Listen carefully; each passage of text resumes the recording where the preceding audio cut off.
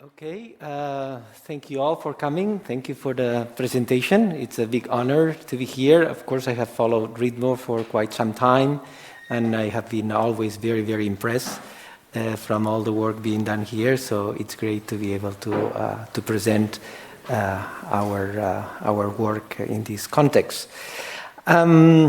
I guess the title is quite clear, so no need to explain it. But I would like to take a kind of a little bit of a historical. I'm not going to be nor very technical, not very musical, and in fact, because I cannot do it, either of the two. But I have to go back to 2010. I have been all my life working within the context of music technology, and I guess in the last 30 years, let's say, on what is called music information retrieval. And I was invited to India to give a talk about the wonders of technology applied to music. And of course, all my audience was mainly Indian students from very good universities around India. And I started talking about what engineers are doing for the benefit of music.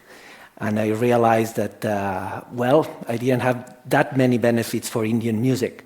A lot of the technologies that we were working were very much Eurocentric, very much from a perspective that did not include a lot of the music traditions there. And of course, I was aware, I was listening some of this music, but it never impacted until you actually live it, and until you actually go there and live the culture and live the music in its own context. So so in 2010, I said, okay, I have to do something about it. So I got some funding to be able to address this issue, and that's where ComMusic started. And that was a wonderful project. It lasted, I tried to stretch it as much as I could, maybe 7-8 years, and we still are continuing that in some way or another. And out of that, it was wonderful. And one of the ideas, we selected several music traditions that, from an engineering perspective, we thought could lead to interesting technical problems. So musics that were already quite well formalized, well studied musicologically, more or less, so that we didn't have to do sort of field work. We didn't have to worry about some of the things that some of you are doing, and we could focus on, let's say, on the data and on trying to understand and see how could we take advantage of all of that. So, of course, since all these ideas came when I was in India, the two Indian traditions were clearly part of the project, Hindustani and Carnatic. And then I had a few months of wonderful traveling around the world trying to figure out what I could study. And so I decided to focus on Beijing opera, Turkish Makam music, and Arab Andalusian. No time to go into details, and there is a lot of fascinating stories, and of course what we learn and what we did on those traditions. And there was a lot of people, even though, of course, it was a good funding, but we really also tried to stretch it and get parallel funding. So we had a lot of people involved in different capacities, and it was great. The tradition that really had more impact was the Indian music. And there was a number of musicians, professors, engineers in India that got very involved. And thanks to the project, started really working in these topics. And so, for example, this is a book that was published not that long ago, trying to kind of summarize some of the research that had been done during the ComMusic project. But Carnatic music somehow became very special. Carnatic music, I discovered, I attended the first concert in 2010, and then I was able to travel to the south of India and really experience firsthand this music. And it had a number of things that were very special. assume you all know about it, so let's hear a little bit.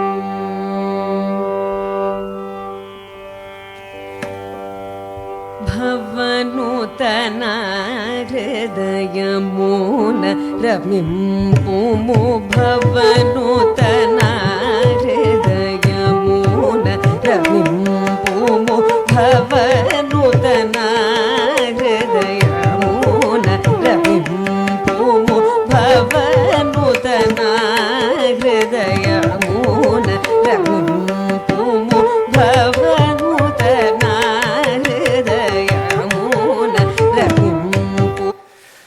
Okay, this was the first piece of a concert by Brinda Manika Savakan, who also became a collaborator of the project in one of the savas in Chennai, in RK. This was last year as part of their festival, the big festival they have, where during 15 days they have thousands of concerts and hundreds of thousands of people attend. So it's not a sort of a small music tradition lost in the south of India. And one of the core units of Carnatic music is the concert. I mean, really, and that was something that I realized immediately. Every CD you think of, every way to present the music is through a concert. So the unit of the concert is fundamental, and it has it's very well thought of and very well designed from the artists when they propose a concert. And it's very formalized, it's very fixed in many ways, and these are 2-hour slot concerts, so this is the 5 pieces that were performed in this concert.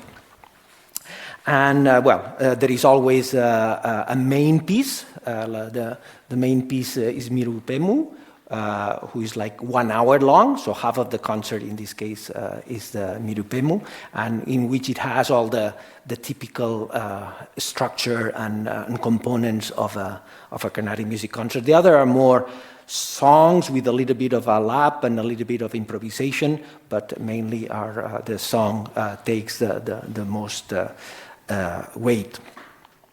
So to study this music tradition, then it became very clear that what we have to start from a computational point of view is to collect concerts. So when I went there the first few times, it was wonderful. We would go to record stores and just buy anything that I went with musicians, and let's try to get as many concerts that they thought were relevant, and I would collect them. Later on, it became clear that with the current way of doing research and the concept of openness and being able to reuse the data for concerts, even though in India the copyright issues are a little bit more lax than in other places, but it became clear that we needed to get the permission and be able to get concerts for which we had the permission from the musicians to be able to use them. So we started as part of the corpus that we built, which had hundreds and hundreds of hours.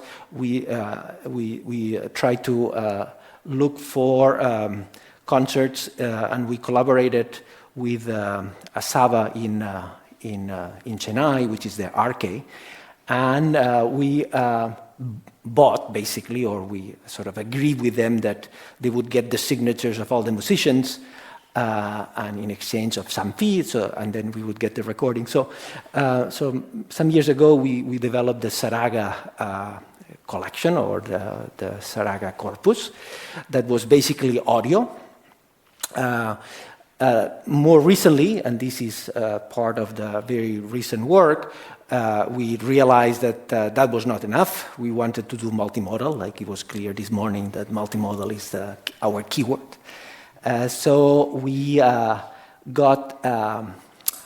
we contacted them again, and during this December season of last year, they would do, I don't know, maybe they would do 3 concerts a day for a month. So it was like more than 100 concerts that would be able to get their hands on. So we were able to get the Serra audiovisual. We got the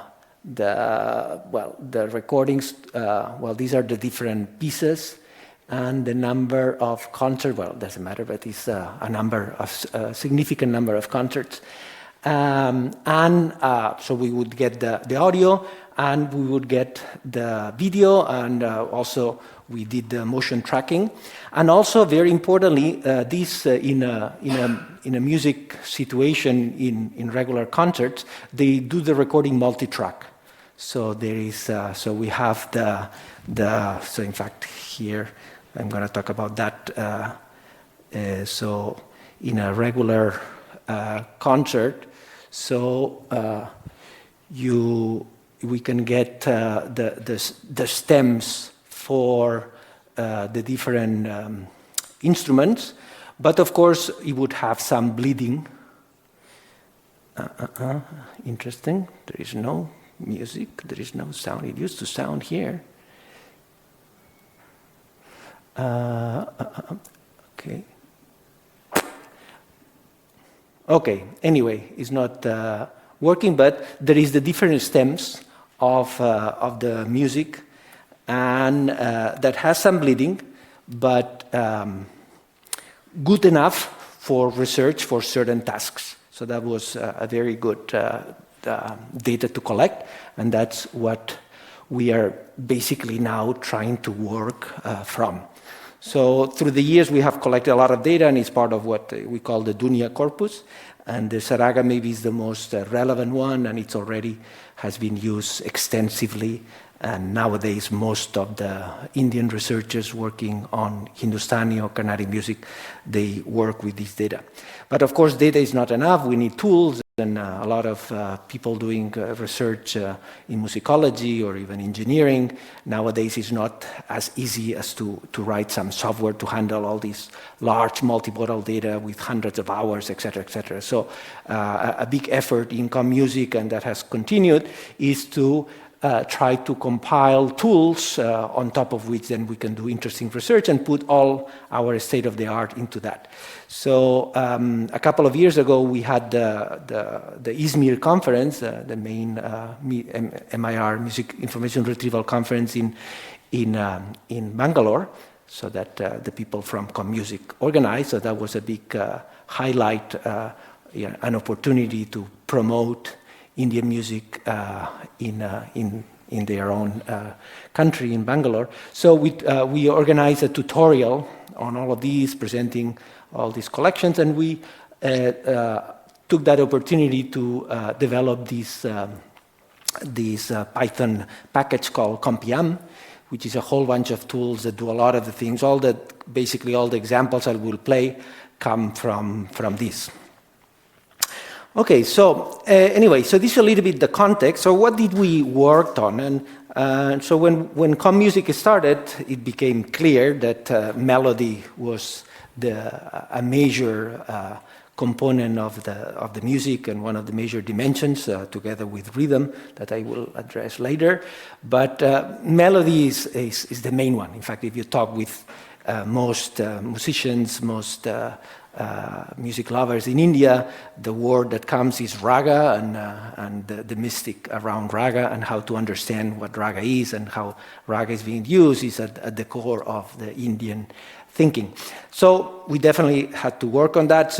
And at that time, research was a little bit simpler. So basically, I had every PhD student focus on one topic. No? So there was one person working on Indian melody, another in Indian rhythm, another on Indian recognition of the lyrics or some different aspect and on all music traditions. And so Sankal Gulati did his PhD thesis on melody. That was before deep learning. And of course, we tried to address a number of topics. The first one that became obvious that we had to work on was the idea of tonic, and then trying to figure out different ways of segmenting, the concept of similarity, the concept of finding patterns and relationship of patterns. And finally, the one that everyone wants to solve is the idea of recognizing ragas. So let me play you, because now that in order to do any of these, we need a good pitch analysis, okay? And even though for most engineers, they say that's a solved problem, there is no need to address this problem. In fact, it's not the case. When we started ComMusic, we had a pretty good prominent pitch detection, Melodia, that had been developed by a PhD student in our lab, so that's the one we started. But clearly that had some problems with Indian music. And let's hear some examples so do you understand the difficulties that these might have. So let me some examples of the second piece, the main piece, the 1 hour long piece. I'm not going to play the 1 hour, even though it would be great. So this would be the beginning of the main piece, where what is the lap, the sort of the presentation of the raga, in which the singer starts. It's interesting because the singer starts, the musicians have no clue what she's gonna sing. Especially at this stage, it's scary for the violinist because he will have to improvise along, and he has no clue of what is going on. So it's interesting. I don't know if in this introduction is clear, but the singer starts, and then when you see immediately when the violin recognizes the raga and says, I am safe, I know where to continue from. So let's play a little bit of that. Oh.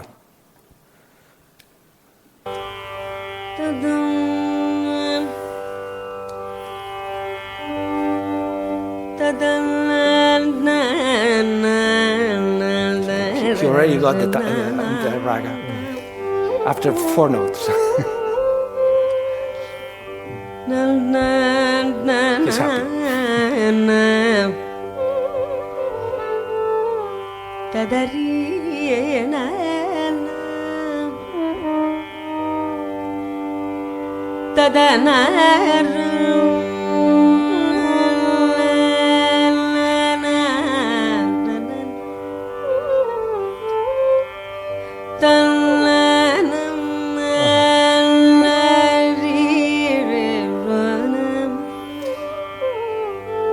In the first pitch detection algorithm we had, of course, it was analyzing the voice, the violin, all as if it was a single melody, and we couldn't be able to distinguish the voice from the violin. Now we can do that. Then at the end of the lap, then the violin comes in and does kind of a version of his improvisation of the lap. The madrangam tries to tune from time to time in the middle of the piece, no problem. Oh,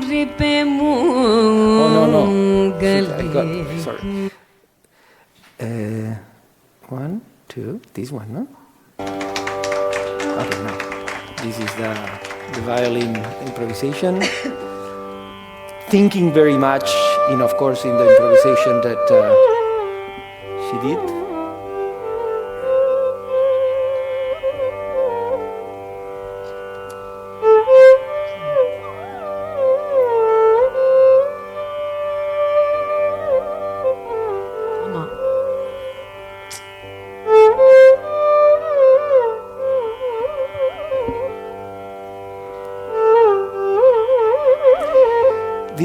This section might take up to half an hour. And then finally, the main song starts. And the madranga player has no idea what tala will be this song. In fact, she doesn't know what song it will be, because the rag can be of many songs. She marks the tala, so that helps, so that the madrangam can follow.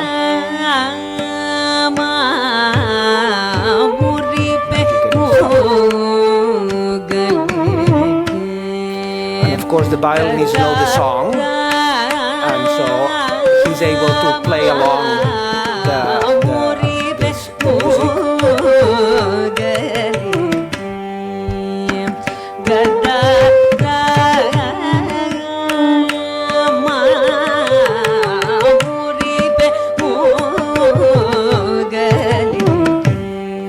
And of course there is a tambura, no, the drone. The acoustic one is for the looks. The real one is the electronic one. But of course it looks very nice and for the musicians it's good. But the one that we hear is mainly from the electronic.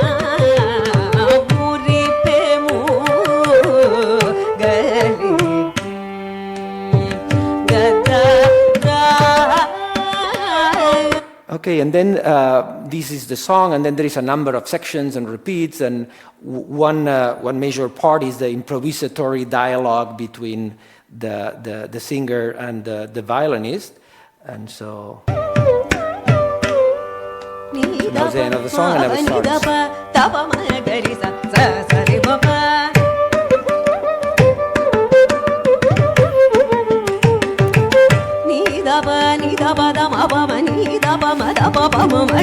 The song is in Telugu, but in this section she just sings the swaras, the notes, so it's very helpful for us, in fact, because if one thing is goal is transcription, recognizing the notes, she is spelling out the notes, so that's very useful in these sections. And this is a dialogue, so it's always very free.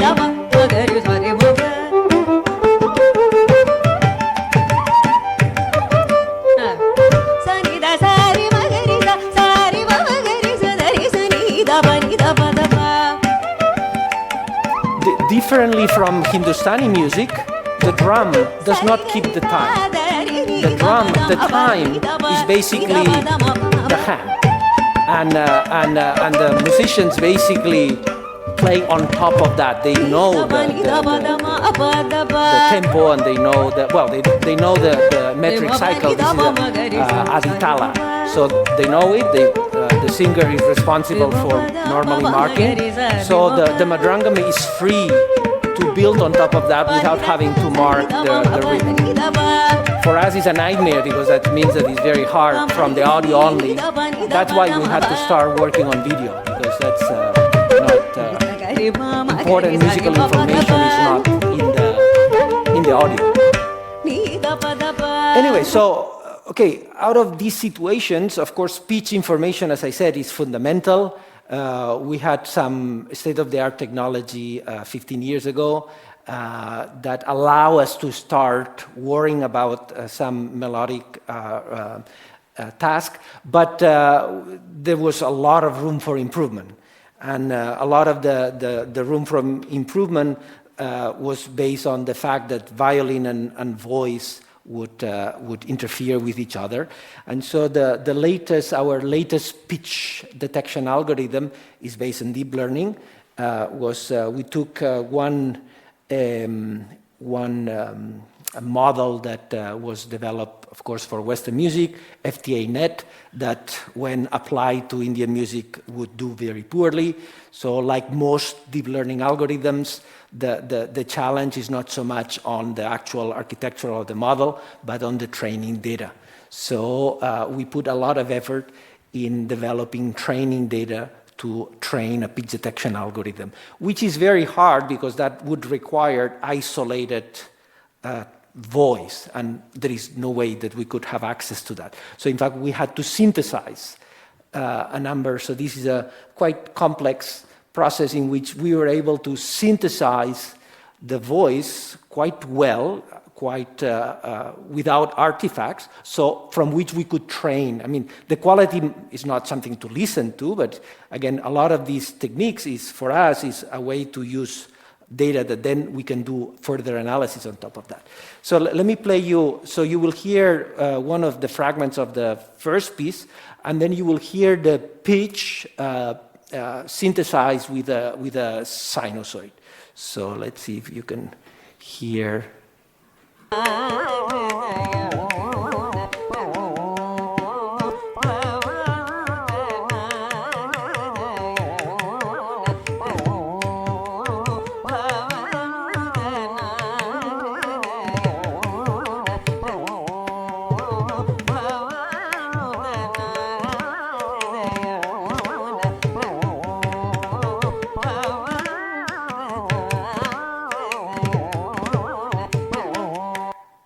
So this is much, much better than what we could do 15 years ago with Melodia.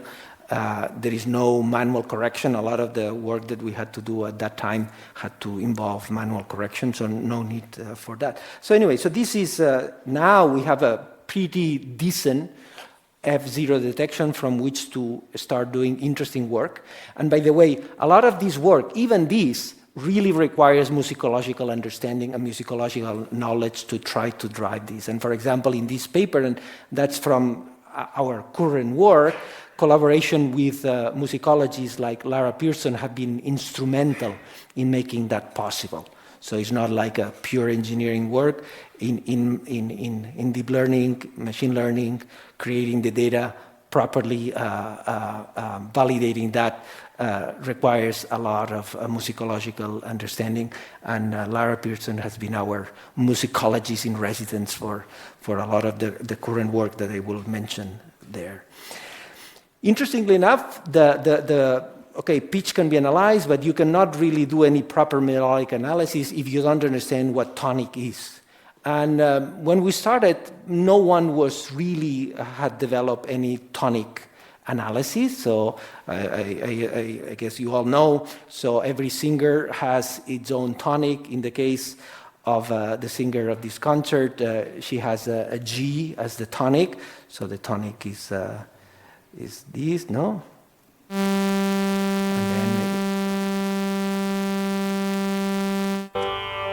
And then and interestingly enough, it looks all musicians would be able to sing it, and that's one of the first things that even the audience, in an intuitive manner, they do, so that then you can understand the raga properly. But it was not that obvious how to analyze, because the tambura is very soft behind, and anyway. But during the beginning of the project, I very rarely I could say that we have a solved problem. Of all the possible solved problems, this is definitely one of them. I think we have reached one of the few problems that we can claim that is solved. If you go to the notebook that that alongs with this, that's one of the few tasks, if not the only one, that the tonic that returns is 99.9% is the real tonic. Okay, so we had that. We had the pitch. We had the tonic. And of course, then the obvious question in Indian music is, but it goes all over.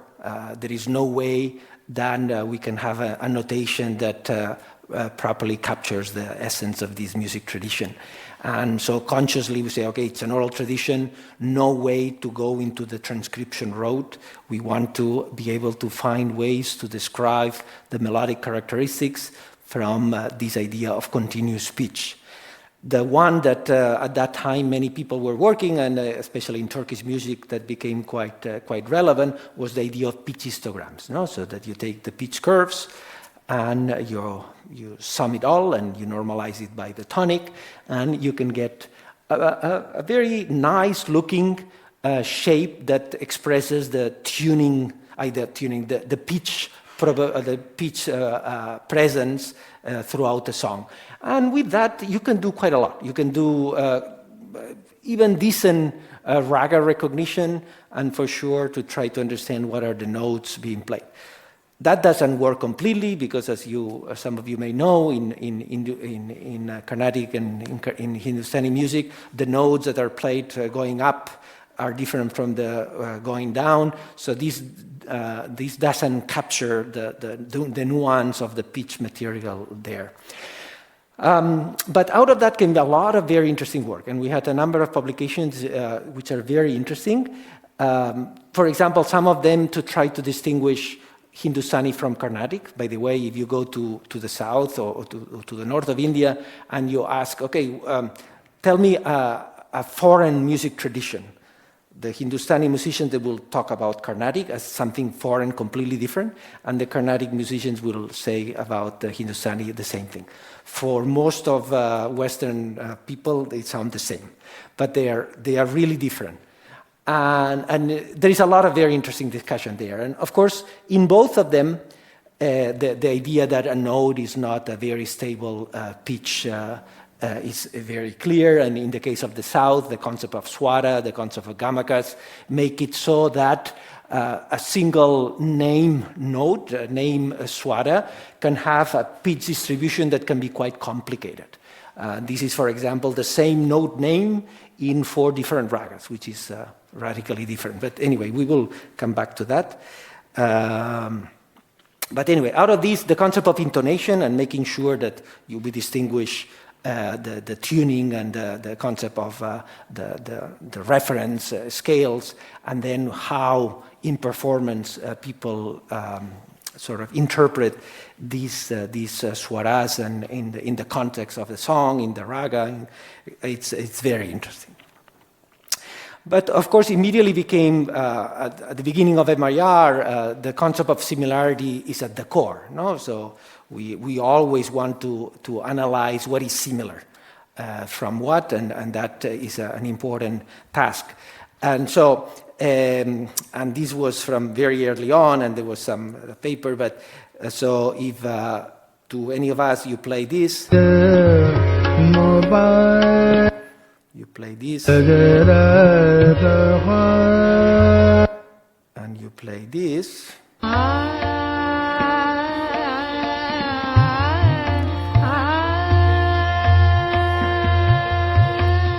and you ask any of us which of the two are most similar, we all would agree that it's 1 and 2.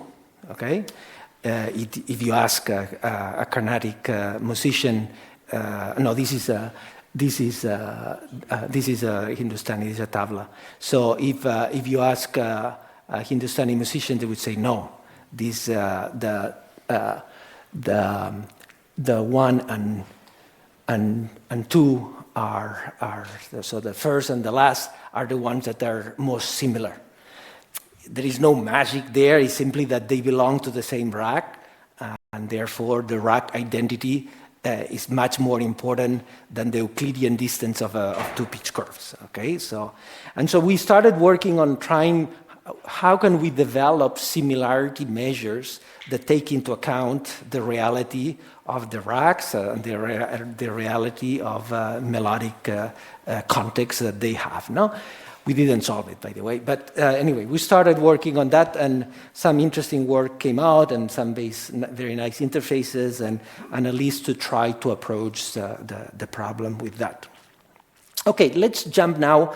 So the project ended, and some very nice contributions came out of that, but of course, I tried to continue. There is no way that a research line like this one can you finish it and put it in a draw. This requires years and years of research. So I have been able to get some students, get some funding to be able to continue a little bit of that. One of the first tasks in this second phase, like in RITMO, that was the first phase. Now we are in the second phase with less resources. We have been working on in the deep learning era to do source separation. Source separation is very important. There is, even though we have these recordings with the stems of the multi-track of a concert, but there is leakage, and it's not good enough, and we would like to be able to have systems that would work on regular concert data and recordings and be able to analyze the different instruments separate. So source separation is one of the areas in which the deep learning technologies have had the most success on. For me, source separation was I would never propose any student, and I would refuse of any student to work on source separation prior to deep learning, because the quality and the difficulty, the mathematical complexity of the techniques that were used for source separation were really very difficult, and the results were not, let's say, musically relevant. Now with deep learning, they are, and suddenly there is a lot of products, a lot of companies, a lot of engineers that are using these types of techniques for a number of tasks. And there is a number of models like Splitter or some very quite used machine learning models, deep learning models that are commonly used. Of course, they have been trained on Western pop music. They do wonders when you have a voice, a drum, a guitar, and a bass, or something like that. You take the same model and play any of this music, and it's awful. I mean, it doesn't get anything, or it gets things very badly, okay? So it means that we need to train these models using data from this music tradition. So we started working on that, and this is the work that Janice Plaja mainly has been working on, and we have published a few things. And the diffusion models have been a good sort of group of models, deep learning models that with which we have been able to get some good results. Again, they are far from being the results that are obtained in Western music and all these companies with resources and a lot of data. And what is the main problem in source separation research, in deep learning? That you need to have clean, isolated tracks on which to train the data, and we don't have that.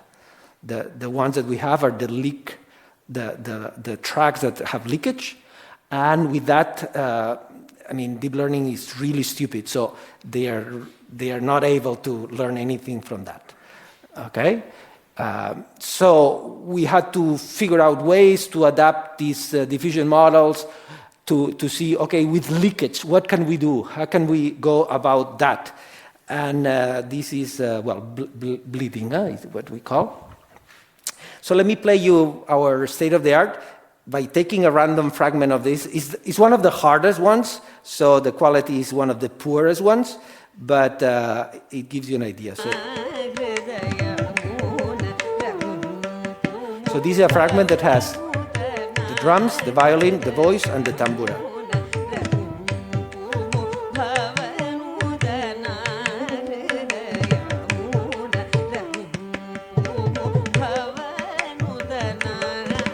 Okay, and the extracted voice.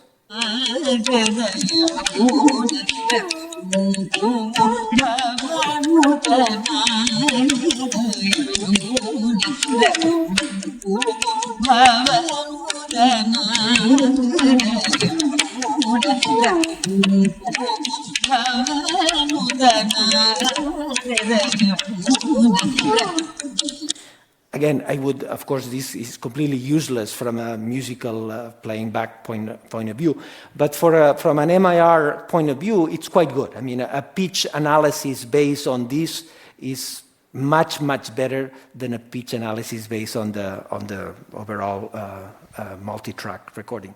So anyway, so it's a very good pre-processing tool for doing a lot of interesting work, and that's what we are now using all the time. And hopefully, as we get more data, these type of systems will get better. Okay, so now we can revisit all the melodic work that we had done with better tools. We now have a better pitch detection, a better source separation. So what can we do for doing that? Based on that. And this is the work that now, again, we are strongly collaborating with Lara Pearson on trying to find real melodic patterns from a musical sense. I mean, in the raga world, what is the ideal concept that sort of that defines the music characteristics and the improvisation approach of some musician, and the characteristics of a composition are the motivic patterns, no? And there are motivic patterns that some come from the composition, some come from the raga, some can be sort of the artist might develop on their own. So we have to find ways to figure out those. And those patterns are not repetitive patterns. They are very creative patterns, like the similarity we saw before. They can really use the same melodic idea, but it can be rendered quite differently. But we have been doing good progress on that. And this with deep learning, with these proper pitch tracks, so that we can do this at a scale. We cannot afford to do this type of research with few data. And we need a lot of annotations. And that's where the work of Lara, the work of the musicians we have collaborated have been fundamental. These type of techniques learn as much as the knowledge you put in to the model, either as the data or the annotation or the constraints you add to.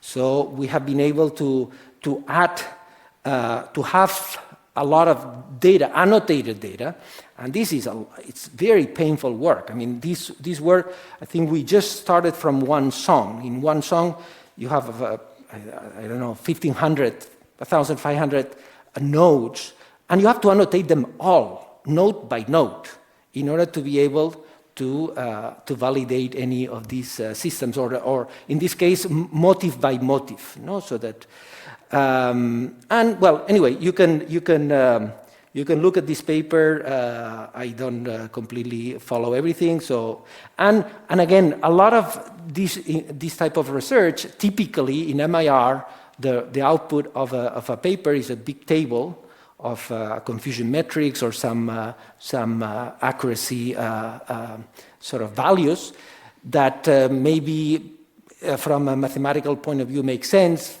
from a musical point of view make very little sense. So it's very important to develop interaction tools for musicians, for experts, so that you can interact with. So for example, out of this paper, there is all these patterns. You can navigate through them, you can listen them, and you can see what has learned, what is the concept of similarity that it has learned, and see if it has any relevant musicological relationship. And this has been quite very useful.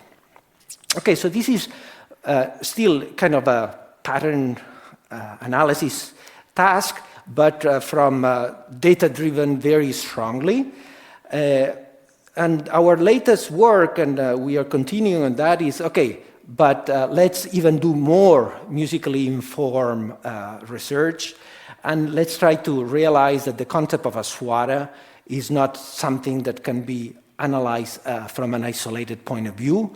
A swara is contextual. There is a lot of co-articulation, like in language.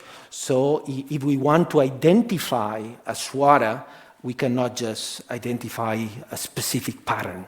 We have to identify all the possible patterns within all possible co-articulations or contextual relationships that it has. And this is this paper in the LFN that we just published recently. Again, with Lara, this is even more important, the work of musicology, because we basically had to develop also the musicological theory of what does it mean co-articulation in swaras in Carnatic music. What aspects of the beginning, the ending, and the contextual musical aspect we need to include, and how to include it, so that we can cluster all these swaras and find all possible renderings of a swara on all possible contexts. Okay, and so then you get all these different shapes that can be quite different, but they belong to a particular cluster within a swara. And all these clusters make up the swara. Okay? So once we have that, there is a huge potential for many tasks. For example, transcription. Now, finally, we can try to address the concept of transcription, because we can sort of fully understand the complexity of a swara in all its forms and still use a naming some characteristics that can unify them all. Okay, and I think I am running out of time, so let me go quickly. Out of this work, and especially out of this data, Saraga, there has been a lot of research. Many people have started working on this or have continued. In fact, nowadays, when we started Carnatic music, no one knew within the MIR community. In the last ISMIR in San Francisco 3 weeks ago, maybe, I don't know if it was the most studied music tradition, but clearly was one of the most studied music traditions. There was quite a number of papers working on Carnatic music, thanks to this data and thanks to all the work that we had done. And for example, this is a little bit old. Again, the typical task that many people would work is in raga recognition. This is one of them using the Saraga. The result is not impressive, but anyway, it's interesting, and there is a lot of very interesting work there. So I have to finish, of course, talking a little bit about rhythm, but I have to say that we have been doing very poorly. Okay, rhythm. Well, there was a PhD thesis. Ajay Srinivasamurthy. He did an amazing work to set up the problem, identify and get the sort of some probabilistic approaches to identify structure pattern, the meter and the sama and a number of the relevant musical concepts, but of course with results that are not very good. And to know about that, let's hear the solo section of the Madrangam. You will see the singer marking the aditala, so you will see what is the relationship between her marking and and the. So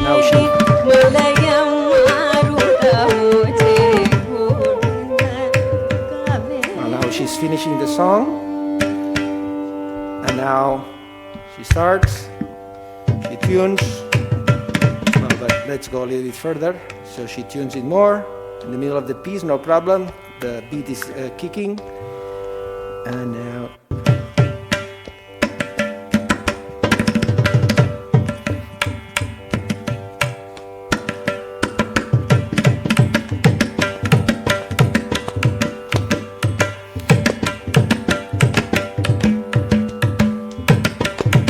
This is a simple tala. This is one of the simplest talas because it's aditala. It's an 8-beat tala, but it's a slow, so it subdivides the 8 beats.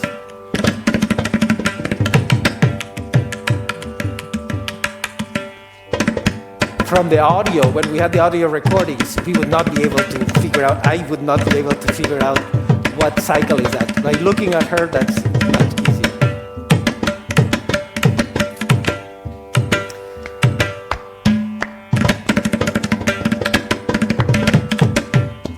So since when we finished the first part of Com Music, we realized this was a tough problem. So what did you have to do? Well, we wanted to develop educational tools that would help people like us to try to figure out how to beat to the tala cycle. So Rafael Caro, who did his PhD thesis on the Beijing opera, on the Jinju music, great ethnomusicologist, and so he also got into all the traditions, and he developed this tool that allows people to kind of, it's like a game type of, well, it's like educational, okay, let me go here. So it allows to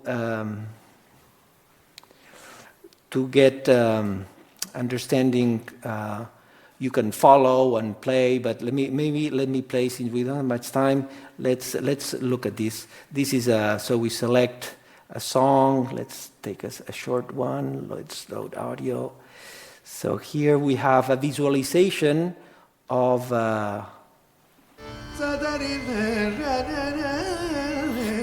So there is the pitch, manually corrected because this was at the time that we didn't have a good pitch detection. So you see the bouncing ball with the pitch, and then when the So this is the alap section, and then when the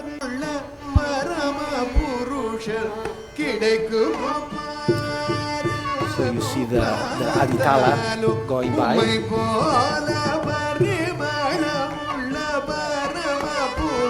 So with this type of tool, I think it's quite very useful, at least for me and people don't know in the tradition, to try to understand what is going on. And we have worked on a number of tools with this purpose. Education at the end was a major sort of outcome or sort of application area that we started developing. We created a company in India to do educational software for singers. We developed these. We developed a number of tools and things and these tutorials to help musicians and to help music lovers to try to understand these music traditions. And that's okay. Let's close. And that's it. Basically, I want to just make sure there has been a lot of work. Of course, I have only been able to go through a few highlights. CompiAm, I think, is a very useful tool for researchers. And nowadays, with Python notebooks and Colab, it's quite easy, let's say, to get into this highly computational and complex set of tools. Our Dunia includes all the corpora, all the data that we have been sharing and putting all together. We had this tutorial on the Izmir 2022 that has a lot of interesting material to go through that. Of course, the website of ComMusic. Musical Bridges is this set of tools for educational material that Rafael put together that also has all these different music traditions. And there is a number of tools that MIR community as in general have been putting together, like we are very much active in mere data. Nowadays, it's not enough to have one data set and one piece of software to handle it all. We are using many data sets. We need to integrate all these ecosystem of data. And so with mere data is something that is becoming feasible. And all the data sets that we develop for ComMusic are part of this ecosystem. And anyway, that's it. So first of all, apart from the initial ComMusic people, the people that are currently, of course, the size, as you see, is much smaller. So the current people that are now active with Carnatic music are these people, and we are very excited about our recent results. I think it's a good time for doing this type of research. There's a lot we can take from other types of research, and especially all these deep learning, AI type of things that is very interesting. Hopefully we will get back to rhythm, that we haven't been able to do rhythm work. So some of the work that was done in the past didn't make it to this year because it was developed on MATLAB or on different contexts. So it's very difficult to maintain all this know-how and all these tools and update them. We have succeeded in a number of them, which I think is very relevant, but not in all of them, and rhythm has been one of them. So coming here, I feel a little bit bad that rhythm has been left out, but there is a lot of potential, and there is a very interesting thing. Whoever can solve some of these Tala cycles, one Tala cycle, one unit, one measure is 120 seconds.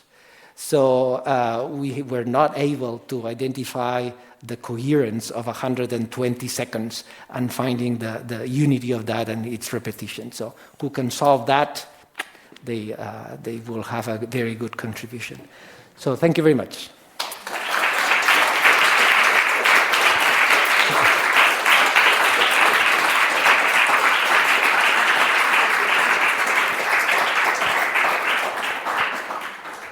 Thank you so much, Xavier.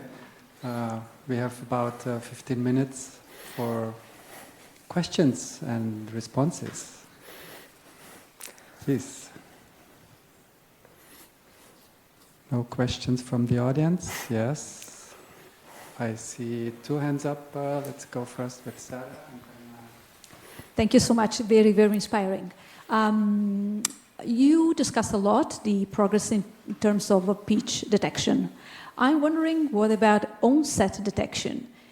since in singing, from the singing perspective, and looking at choir or ensemble singing, that this is a very big problem, especially when we have a portamento, legato, so with all these issues. So I'm wondering if you can give us some, lights at the end of the tunnel, if we can see some lights. Well, for me, it's interesting because musicians-wise, clearly the singers, they work about melody, they work with raga, madranga players work with tala, and when you ask any rhythm question to a singer, they say, no, I don't know anything about that. When you ask a madrangan player about melody, I don't know anything about that. So it's interesting the division, and of course they know about rhythm, but sincerely, I think in a very different way as we would do sort of in other type of music traditions. Musicians are quite, singers are quite free rhythm-wise. They typically the sama, the beginning of the cycle, that's the fundamental because that's a structural element. So the beginning of the cycle, of course, they improvise having that into very clear. So sama detection is a fundamental. Onset detection in voice is impossible. I mean, we are trying for transcription, we need to do that because you need to segment the swaras, and that's basically the onset. But it's a different concept, that onset. In Madrangam is easy, it's very easy, so it's clearly easy. So the concept of onset and even the concept of synchronization and an alignment of the voice and the drum, I think it's a different thing. It has to be studied, not much that we have been doing. So I think it's very interesting, but it's a different world. I don't think they pay as much attention and they are as conscious as they would do it in other traditions. But yeah, that's...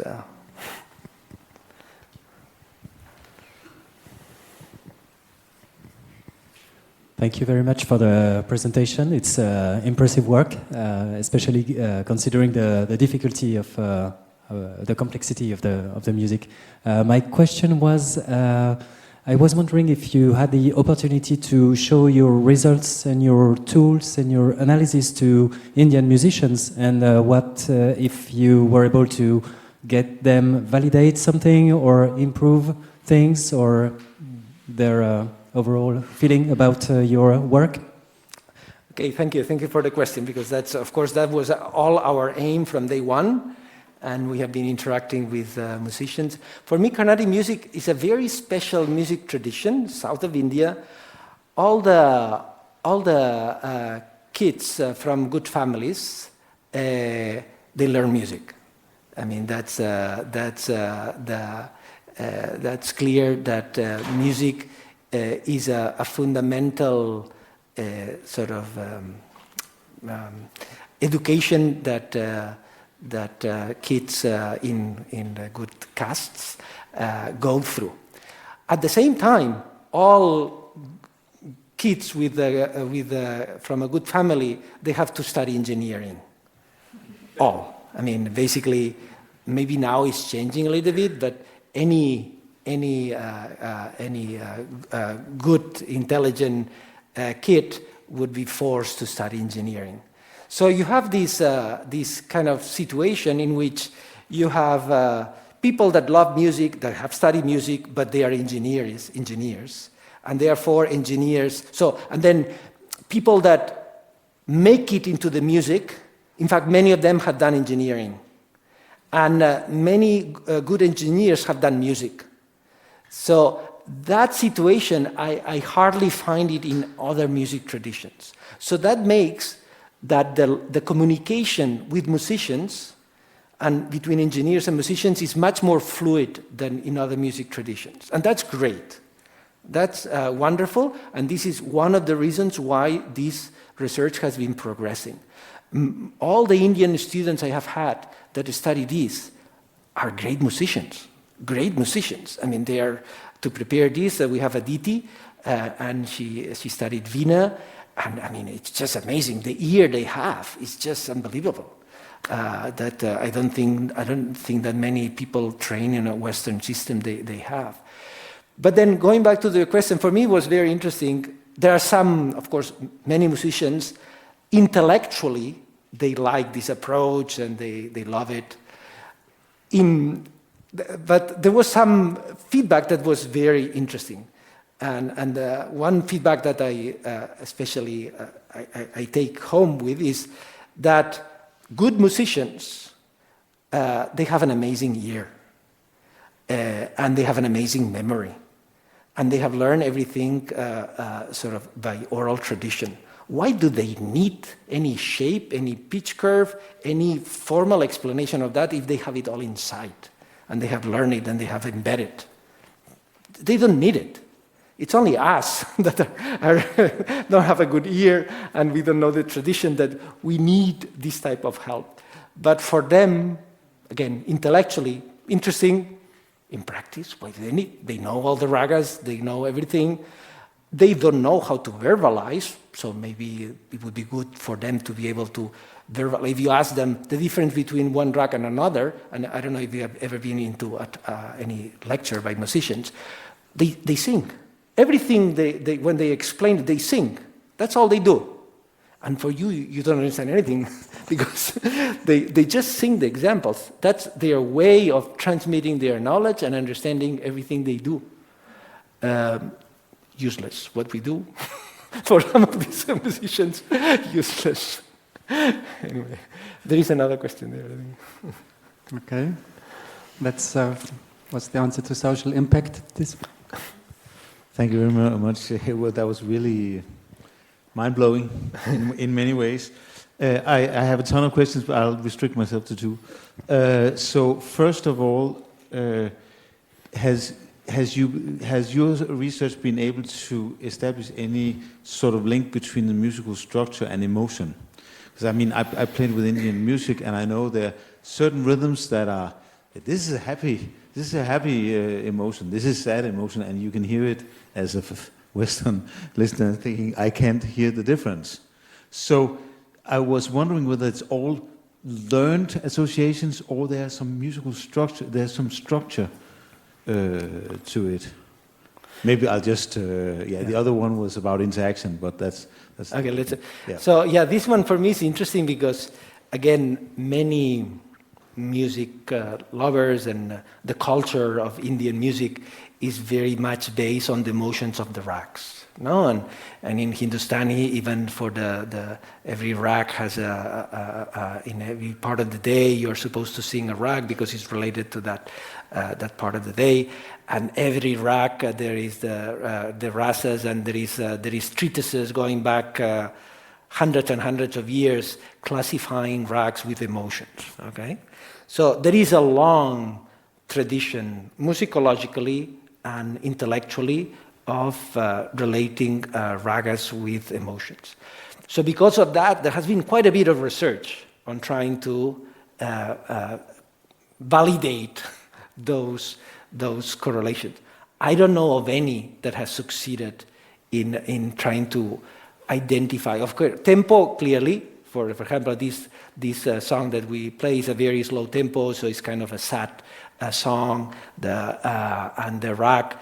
This is well, of course, depending on the first song was a pentatonic scale. This second one, no, but kind of has a minor kind of tone. So some of these concepts can be applied, and you can say, okay, this is a sad song, and many people would talk about that. I mean, it's a very, I don't know of any other music tradition that going back hundreds of years, there is a very formalized sort of set of criteria of this relationship between emotion and rags, and many people are trying to use this in music therapy and things like this. I personally have been skeptical in the sense that I have not been able to see anything, but there is a lot of things going on, and a lot of people really believe strongly in this. Of course, there is the religious component. And again, some people would say that the religion has nothing to do with the music. Some people strongly follow the lyrics. This was, by the way, these two songs were in Telugu. there's many languages, so that makes it also hard to understand every song by every other person. But the lyrics, for some people, are very important, and they convey a spiritual type of atmosphere that is very relevant for them, some not. So there is huge controversy about all these things. It was just that, I mean, for music that I know, there's some structure. You can identify certain types of structure. For instance, the very simple happy sad thing. You know that sad music emulates our voices when we are sad and so forth. So there's structural. I mean, there's structural components to how we express emotion. And your research would be. The structural component, I don't think is relevant in here. It's just the rack melodic sort of weights and transitions between the notes that clearly might correlate to some emotional conveying, and the tala sort of cycle and how it's expressed. But yeah, we didn't really do any much of that. Yes, more questions.